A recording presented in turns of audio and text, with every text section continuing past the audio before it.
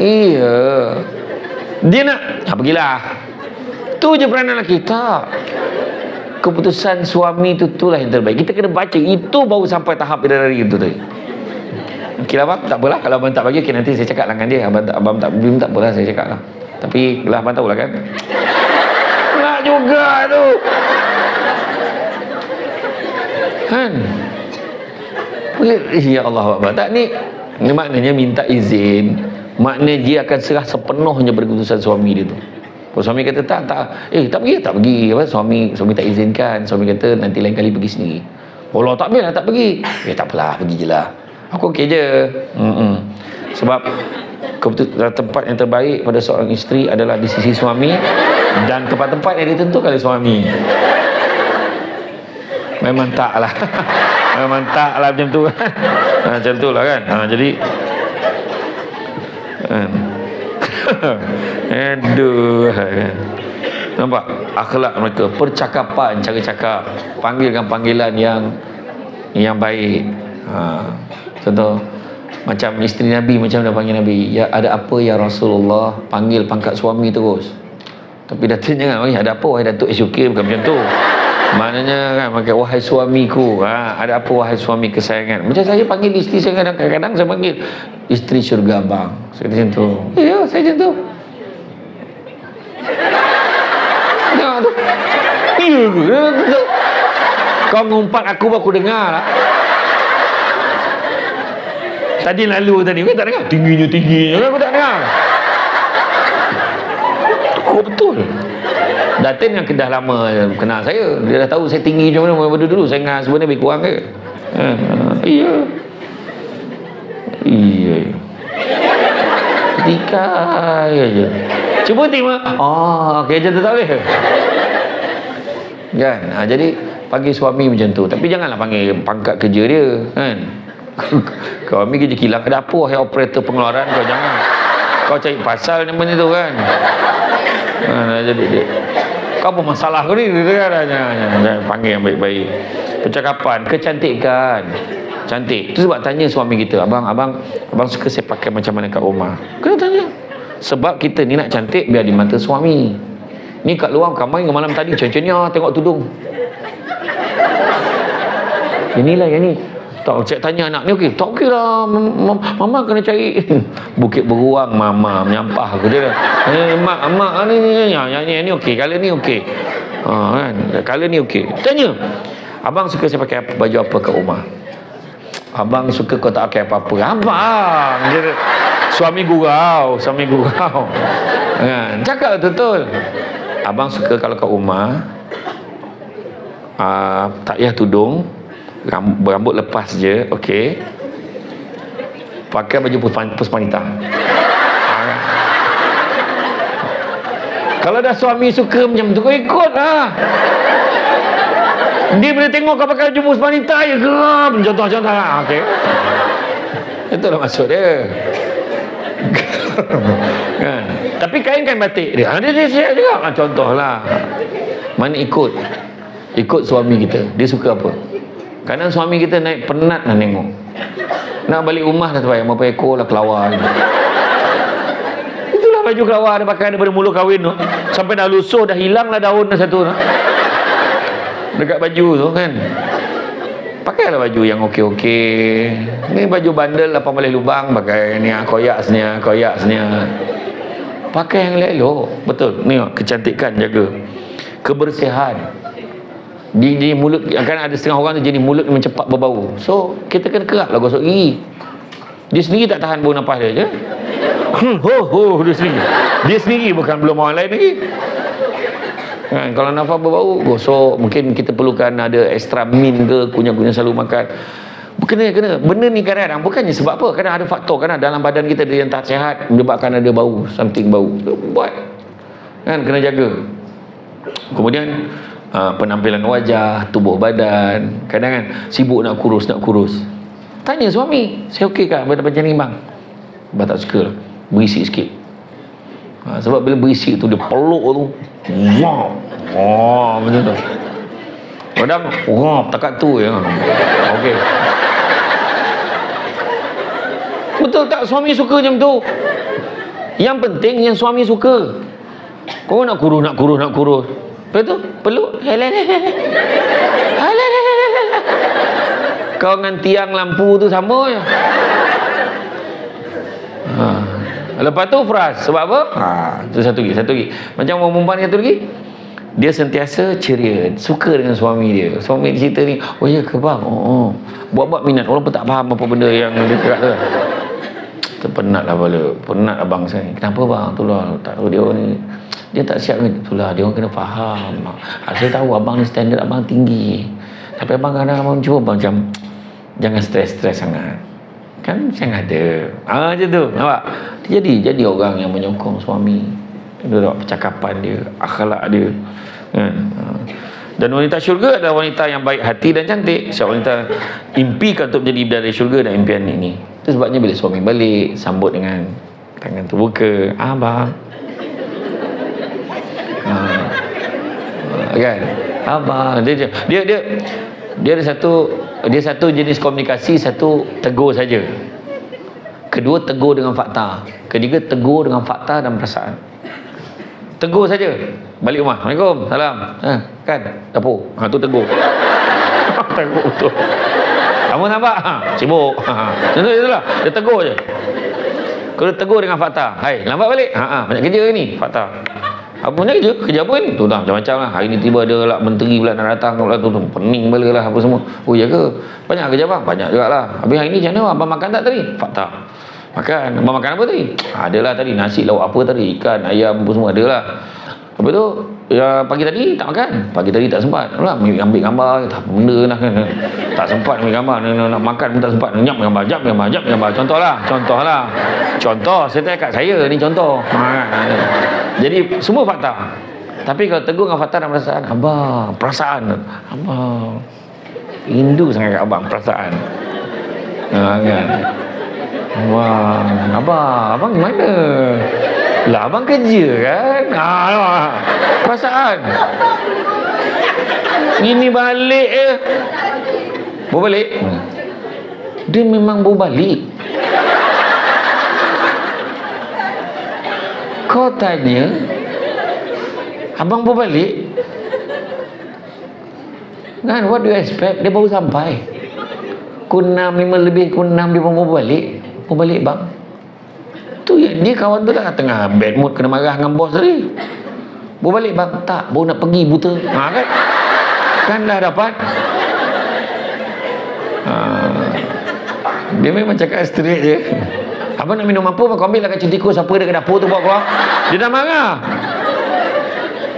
So abang, dia perasaan. Abang, sonok tengok abang balik. Rindu tau. Yalah, abang pun tengok muka abang pun tahu. Mesti abang lapar kan? Nampak? Kau tak nak geli-geli sangat lah. Bila macam ni cakap, wah tengok muka abang pun mesti abang lapar kan? Suami punya tadi abang memang lapar. Tapi bila tengok wajah isteri abang, langsung hilang lapar. Abang cerita tahu saya tak masak ni. Kau tak masak ni. Kau ranjat dah kan? Kau tak masak kan? Tak adalah gurau je. Masak dah. Abang ni takut. Bergurau, senda.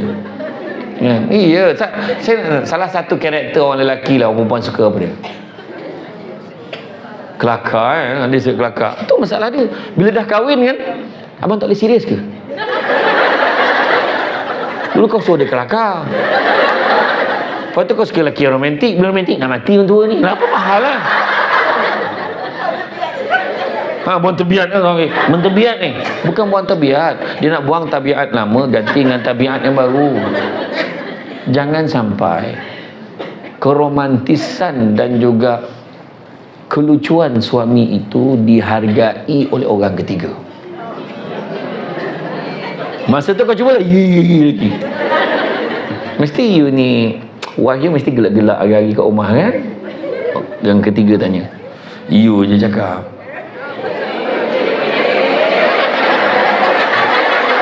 Hakikatnya you je appreciate I. Saya kena lakon kan, boleh faham. Itu cerita dia. Dan begitu juga Di antara sifat ahli syurga, berbicara dengan gaya bahasa memikat saat mereka mendekati suaminya. Kan? Abang, oh abang, abang tahu tak apa bezanya abang dengan God tu? Kau tak ada contoh lain kau nak tanya aku? Yalah, jawablah. Dua-dua bekerja, salah. Habis tu, kalau pengusaha tu menjaga seluruh bangunan yang kita diami ni, tapi abang menjaga seluruh jiwa dari saya. Allahu Akbar. Nampak? Contohnya gaya bahasa yang memikat. Nampak tak kan? Abang kan bersama dengan isteri abang ni, lautan api pun sanggup abang renangi. Wah, tak suami ya kan?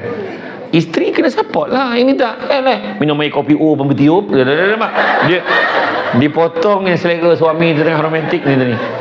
Minum air kopi pun nak berenang lautan api dia. Bagilah charge sekalian. Bila lagi nak bercinta, betul tak kan? Mereka seorang penyayang, ibu yang menyayangi anaknya dan menggoda suaminya dengan kecantikan.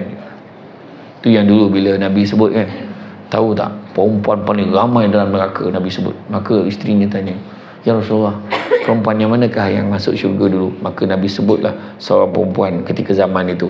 Tak puas hatilah isteri Nabi, aku ni si Nabi, aku tak dapat masuk dulu, apa cer? Dia pergilah kat rumah perempuan ni. Pergi rumah perempuan ni, Assalamualaikum. Dia kata, bagi salam, boleh tak aku nak masuk? Minta maaf, aku minta maaf, aku tak dapat nak izinkan. Cubalah datang lagi esok, sebab aku belum minta izin suami aku lagi. Itu pertama. Bayangkan, orang nak masuk, isteri Nabi, bukannya isteri ketua kampung kan, bukannya isteri Datuk SUK ni, isteri Nabi kan, nak masuk rumah dia. Dia kata, minta maaf, dia tak dapat izinkan, aku nak minta izin suami aku dulu. Nampak? Kita macam mana? Weh, line clear. Kau datang sekarang, bawa segala katalog yang ada. Contohlah, contoh. Esok tu dia datang lagi. Boleh tak aku nak masuk rumah? Hari ni boleh, aku dah minta izin suamiku. Masuklah. Duduk dulu ya. Bila duduk, dia tengok. Dia kemah-kemah rumah. Dia lap apa semua, dia cuci. Kau buat apa kemah-kemah? Bukan kau berdua je ke? Bukan kau tak ramai ke dalam rumah ni? Apa jawab dia? Bukan apa, aku kemas rumah ni sebab aku nak jaga maruah suami aku. Dia bukannya kemas rumah sebab nak tunjuk perabot IKEA kita kat orang. Nak sebutkan perabot jati kau beli dekat Indonesia ke? Tak ada. Tapi sebenarnya tujuan kita kemas rumah sebab nak jaga maruah suami. Tak lama lepas tu, dia bilik. Kenapa? Dia bilik ni kau siap tabur bunga dekat atas katil ni semua, supaya suami aku merasa selesa dan bahagia bila masuk ke dalam bilik tidur ni. Ni baju dalam kat kepala, pahala dengan suara dalam ni berapa hari tak basuh, elok kat lantai tu tiga berkumpul bergulung-gulung kan, dengan baju t-shirt yang berapa seminggu, dengan bakul-bakul. Suasana bilik itu tak macam tu. Dia cantik. Tapi janganlah tabur bunga tu miang laki tu kan. Lepas tu apa? Lepas tu dimasak. Bila dimasak, diikat rambut tu. Kenapa kau ikat rambut kau? Kerana takut rambut masuk dalam makanan yang aku masak. Kita masak kan. Macam mana kambang aku domo lain tu. Macam tu lah. Suami bertakjub ingat lembaga mana kat dapur tu. Kemudian dah masak, dia letak makanan tu, dia letakkan sebatang kayu. Kenapa kau letakkan sebatang kayu tu? Untuk apa? Kalaulah masakan aku tak sedap nanti, inilah kayu yang akan suamiku gunakan untuk rotan aku. Tapi jangan buat. Ini perlambangan, maknanya suami boleh tegur masakan kita. Kalau tak kayu tu, suami kata dah lama aku tunggu saat ni. Oh, terima kasih banyak atas peluang dan ruang yang diberikan ini. Kan? Tak, maksudnya suami berhak tegur. Kalau buat ni kadang suami tegur tak boleh terima. Macam masin je, nak sedap masak sendiri. Apanya cerita pula? Jangan. Masin sikit lah yang, iya ke masin? Oh, tak maaf, tak apa, tapi boleh makan lagi, okey. Kan? Ini kadang suami pun satu hal kat menegur. Kau sini oh. Kau tahu tak darah tinggi aku berapa? Mak dia punya ayat kan. Kemudian apa? Kemudian dia tengok masa, dia dah yakin dah terasa-rasa kejap lagi suami dia nak balik. Lari dia pergi kat pintu depan tu, dia angkat kain, nampak peha. Kenapa kau buat macam tu? Biar suami aku balik dan geram tengok aku. Jadi tapi jangan buatlah. Kalau kita angkat kain peha ke depan rumah tu, jiran tengok dulu. Maksudnya tu, macam saya kata tadi lah, kita bersedia ikut kesukaan suami kita. Faham tak? Rumah kemas, semua keadaan tak atur, wangi-wangi kan? Wangi tu semua sunnah Nabi. Nabi suka yang wangi-wangi. Kemudian Rasulullah SAW bersabda, yang maksudnya sungguhnya isteri-isteri ahli syurga menyanyi untuk suami-suami mereka dengan suara yang sangat indah. Di antara lirik yang dinyanyikan oleh ahli syurga ialah, kami adalah bidadari-bidadari yang baik-baik lagi cantik-cantik. Kami adalah isteri-isteri untuk lelaki yang mulia. Kami memandang dengan segala kegembiraan dan kebahagiaan kepada suami-suami kami. Kami adalah wanita-wanita yang kekal abadi, tidak akan pernah mati dan sentiasa gadis. Kami sentiasa damai dan tidak ada rasa takut. Kami sentiasa ada di sini dan tidak pernah pergi. Hadis riwayat Imam Tabrani. Jadi, dan ramai sekarang ni wanita sanggup menjual suara, wajah dan tubuh semata-mata untuk mendapatkan harta dan kemewahan, dan mereka juga berhabisan mengeluarkan wang untuk mengekalkan kecantikan, sedangkan mereka tahu bahawa satu hari nanti kita akan tetap akan tua. Tapi maksud kecantikan yang Nabi bagi tadi adalah untuk yang hak, untuk yang sepatutnya. Tapi tak adalah makna kau macam tu cantik tu suami kat luar muka macam tak boleh apa, muka kena belahap keluar kan. Tak adalah macam tu. Tapi maksudnya kecantikan tu kita tahu dah tahap dia mana. Tu yang ada orang tanya kan, dia kematian suami, edah dia berapa? 4 bulan 10 hari. Dan 4 bulan 10 hari maksudnya apa? Maksudnya adakah dia tak boleh berhias-hias? Memang tak boleh. Cuma tak adalah biar muka tu labam macam tu, macam tak apa. Sekarang untuk bekerja boleh, keluar pergi kena kenara tak boleh, dalam tempoh kematian suami tak boleh, tempat bersuka-suka tak boleh, kenduri anak saudara takkan tak pergi. Dia patut faham, tak payah pergi, duduk rumah. Duduk rumah hanya untuk tujuan nak cari rezeki je boleh keluar. Dan nak make up boleh, jangan tak make up langsung, make up touch up biasa saja, menyalur bibir kan, daripada simpang tol air keruh dah nampak, woi popono tu lipstick lah menyalur weh, contohlah kan. Jangan macam tu kena faham tu, dia beza tau. Edah meninggal dunia ni lain. Dia boleh keluar untuk bertugas untuk dia sebab dia bekerja, boleh. Tapi itu pun balik jam 4 minum tak boleh, balik rumah terus. Tak, maaf lah tak dapat lah, nantilah dulu, tunggulah habis dulu edah ni. Cakap tu dia pernah faham. Kenduri doa selamat tak payah pergi, duduk rumah. Sebab ada pandangan kata roh ni balik rumah. Dalam tempoh tu ada pandangan kata jadi tak kisahlah, tapi kena jaga. Nak berlawa tu biar tempat dia, ada tempat dia. Ada habis edah tu lawa lah kan, buka iklan kan, tender open tender contohkan. Okey. Ada yang sanggup jual. Ada satu kawasan perumahan dulu, ada sampai satu tahap dia beritahu, anak saya ni nak cium berapa ringgit, peluk berapa ringgit, tidur berapa ringgit. Ada kena tangkap, ada jual anak sendiri, ada. Sekarang ni dunia kita ni pelik-pelik, banyak benda-benda pelik. Dia sekarang ni puncanya adalah kegagalan menguruskan emosi. Mungkin Puspanita pun kena buat juga satu program pengurusan emosi. Yang jadi banyak benda-benda pelik atas dunia sekarang ni sebab pengurusan emosi lah. Bunuh, belah perut, keluarkan janin, buang kat parit janin tu, bakar dia. Dah bakar budak, besok tu bakar lagi. Kenapa dia boleh sampai tahap tu? Sebab pengurusan emosi. Kegagalan ni, bunuh sana bunuh sini. Baby dekat taska tu kan, menangis dia hentak je lah. Sedangkan yang menguruskan taska, pusat asuhan kanak-kanak ni semua dah ada sijil profesional dia sendiri. Macam mana boleh jadi macam tu? Sebab pengurusan emosi. Manusia sekarang ni dengan tertekannya dengan masalah macam dalam negara kita ni lah, macam masalah sosioekonomi yang pelbagai kan, dengan keadaan mungkin kos sara hidup, benda tu semua ada efek, benda tu ada kesan kan? Dan ada yang berhabisan mengeluarkan duit untuk mengekalkan kecantikan, sedangkan dia tahu kita akan tua juga, ditimpa banyak penyakit dan akhirnya mati meninggalkan kemewahan dunia yang sementara. Jadi berbuatlah sesuatu kalau ingin kekal cantik, muda, kekal usia, tenang, damai dan sebagainya. Seperti mana yang Nabi sebut. Maknanya tadi, nak jadi yang cantik, bercakap dengan baik, akhlak yang baik. Sebenarnya itu sebenarnya. Ada seorang ahli falsafah menyatakan, kekayaan yang paling besar adalah akal. Kemiskinan yang paling besar adalah bodoh. Keburukan yang paling buruk adalah terpesona pada diri sendiri. Dan semulia-mulia perbuatan adalah akhlak yang baik. Saya ulang balik. Kekayaan yang paling besar adalah akal. Kemiskinan yang paling besar adalah bodoh. Keburukan yang paling buruk adalah terpesona pada diri sendiri. Dan semulia-mulia perbuatan adalah akhlak yang baik. Jadi maknanya akal kita tu, sebabnya Puspanita rajin buat ceramah, buat seminar pengisian, supaya kita ada input. Kita tak jadi perempuan yang dengar cakap suami cakap macam ni, oh ya ke, habis bodoh-bodoh angkat lagi. So kita belajar kan, tengok TV tu kita tahu isu, oh ni isu ni macam ni, oh macam ni, oh macam tu oh.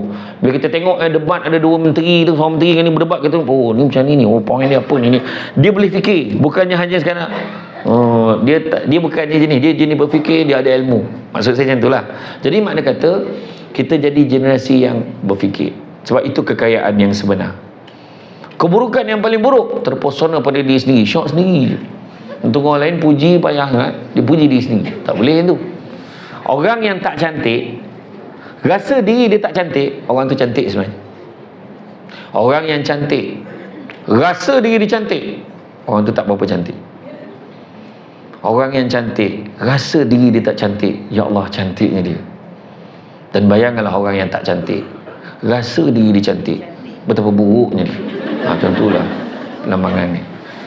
Dan yang terakhir sekali, semulia-mulia perbuatan adalah akhlak yang baik. Akhlak ni lah semulia-mulianya.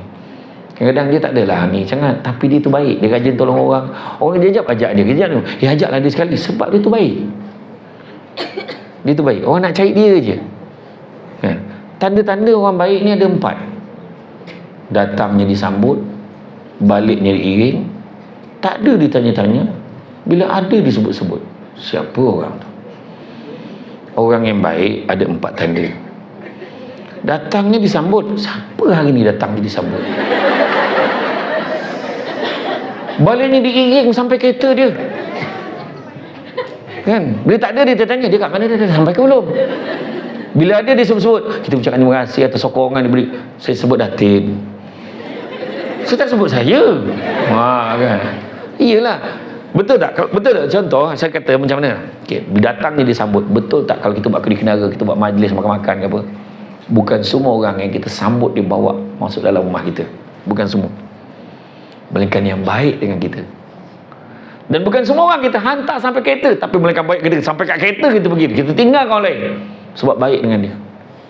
Bila ada disebut ni, nak beritahu ni, nak beritahu ke orang, ni lah Datin ni, memang aku kenal dari sekolah lagi, ni lah kawan baik, sama susah senang sesama peluk dan nangis cerita. Sebut, disebut-sebut bila ada. Bila tak ada, dia tanya, kau kat mana dah, cepatlah beritahu lah, kat mana, kau jangan lambat lagi ke? Makna baik dengan kawan tu. Kalau orang lain nak hantar kau lah, nak datang, betul tak? Itu maksud dia. So jadilah orang yang baik. Biar suami tu terasa, susah betul bila isteri aku ni tak ada.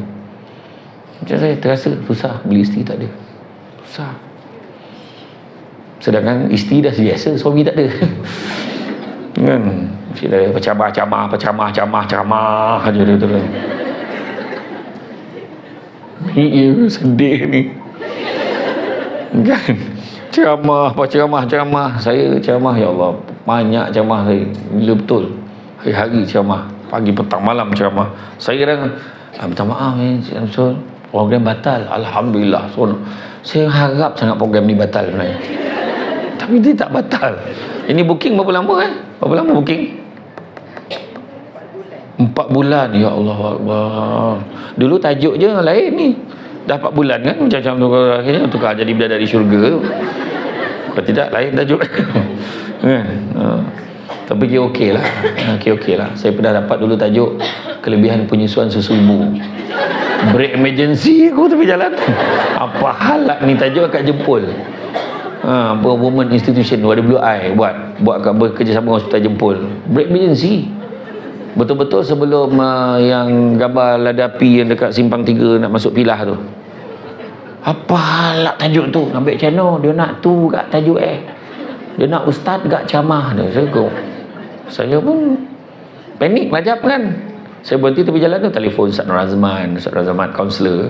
Saya telefon Ustazah tu, Ustazah Azlina tu, dia pun bagilah point. Okey lah, semangat lah. Masa tu tak ada PA, kita yang apa sendiri. Kita masih kerja lagi masa tu kan, sambil-sambil kan. Sampai kat Dewan tu kan, semua tu tua. Apa buat orang macam mana kemarin? Dah expired nama bondo kan sebenarnya, tapi daripada semangat nak camah tadi, hilanglah semangat nak camah. Rupanya kebetulan hari tu hari penyusuan susu ibu sedunia. Tu camah tu. Itu yang saya kata, sebenarnya orang yang menyusu badan tu sebenarnya lagi peluang nak cantikkan badan lebih tinggi daripada orang yang caesar sebenarnya. Sebab yang badan dengan satu syarat, teknik penyusuan ibu tu. Mesti tampung orang duduk macam tu. Anak menangis nak menyusu, mesti duduk pangku anak dalam gelap tu. Yang ada dalam lirik beranda, bangkit memangku di dalam kelam. Tu dia panggil. Kalau lenguh pun wah pandang, ya cepat. Sekarang jantung melambat, tunggu budak tu datang. Macam mana nak lawa badan kau? Merayau budak tu mencari kan. Dia cakap betul. Saya cakap ni dari segi fakta kesihatan ni. Kalau nak badan cantik memang pantang jaga, cara menyusuan badan pun macam tu. Orang ingat saya cakap ni macam nak tunjuk, tak ada, ni cerita betul kesihatan. Itu sebab ada sebab makan akar kayu tu, herba tu 44 hari pantang tu, jaga betul-betul. Jangan makan benda-benda sejuk, jangan makan apa benda yang panas sangat pun jangan. Antara-antara lah, suam-suam aja, jaga. Minum susu kambing, kalau boleh susu kambing yang Samsul Debat ni tu. Ni bukan promote, lebih kurang macam tu. Contoh lah kan. Okay. Jadi tu sebabnya kita selalu dengar orang kata syurga isteri terletak pada suami. Wanita yang paling malang adalah wanita yang tersalah pilih suami. Betul tak? Cakap. Sebab hidup seorang wanita yang bergelar isteri adalah mengikut acuan suami. Sebab kata perumpamaan, isteri adalah cerminan suami. Bagaimana baik didikan sang suami, itulah yang akan ditonjol oleh isteri, dan begitu juga sebaliknya. Itu sebabnya saya kata dalam rumah tangga kena jaga 5 kan? Yang pertama, kunci rumah. Kunci rumah, sistemkan rumah tangga kita ikut sistem beragama, InsyaAllah barulah bahagia. Dia bukannya bahagia ni happy-happy, gelak-gelak, pergi tengok wayang, pergi karaoke, gelak. Itulah syurga. Tak. Dia sistemkan rumah tangga tu, sistem beragama, agama Islam. Bangun pagi, solat subuh sesama. Kenapa perempuan, dia rumah, dia bangun awal, dia tengok lelaki tidur, dia sembahyang seorang. Dia tengok lelaki dia sembahyang, Allah, Bismillah, khusyuk dia seorang masuk syurga ni. Assalamualaikum warahmatullahi. Assalamualaikum. Dia lap ni, dia tengok lelaki atas katil. Neraka lah orang tua ni yang bersedap ni kau. Kejut suami tu, abang, bangunlah subuh. Abang, kalau macam tu lah kaedah kejutannya, sudahnya dua-dua tak subuh. Suami, kau mengejut, kau mengajak ni. Kejut, tapi susah lah Ustaz. Kejut payah nak bangun. Kejut seolah-olah rumah terbakar. Bangun bang, api mana? Api neraka. Oh, kau ni.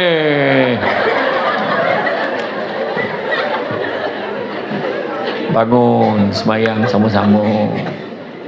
Dia tu 4S tu. Dalam tu 4S. Solat sesama, makan sesama, tidur sesama, jalan sesama. Solat sama-sama. Suami subuh suara tak apa boleh cakap dah tahu.